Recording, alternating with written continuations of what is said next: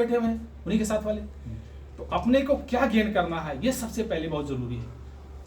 लक्ष्य बनाइए और दूसरा स्वास्थ्य का ध्यान रखिए, बिल्कुल 100% सफलता मिलेगी। और मेरी शुभकामनाएं हैं आप लोगों को और संस्थान को भी कि भाई अच्छा इनको पढ़ाइए, मार्गदर्शन दीजिए इनको, और कुछ बच्चे निकलें तो भाई हमें भी लगेगा कहीं मिलेंगे कि यार हाँ साहब आप वहाँ मिले थे हम लोगों से। मेरी बहुत बहुत शुभकामनाएं हैं इस 76वें गणतंत्र दिवस की राष्ट्रीय पर्व की बहुत बहुत हार्दिक शुभकामनाएं। उसके साथ साथ अपने लक्ष्य को गेन करिए, स्वास्थ्य का ध्यान रखिए, आप समाज का ध्यान रखिए। दूसरा, विकारों से उलझने से कुछ नहीं होगा।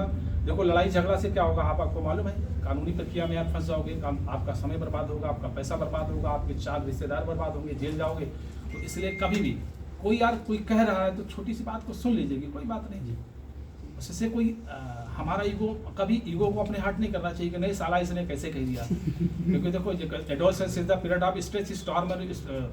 ये जो किशोरावस्था होती है ना, क्योंकि मैंने बीएड किया है, मैं बीएड में पढ़ा हूँ, बीएड का मैं एलएलबी और बीएड मैंने किया है, तो उसमें पढ़ाया जाता है कि किशोरावस्था जो है बड़े चुनाव संघर्षों का, तूफानों का और तनावों का, स्ट्रेस स्टॉर्म और स्ट्रगल, तीनों चीजें इसी अवस्था में होती है।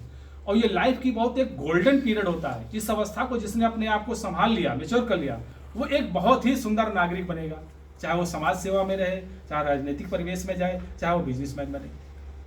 तो इसलिए जो है इस अवस्था में बहुत चीजों को बहुत अपने आप को बैलेंस करना चाहिए।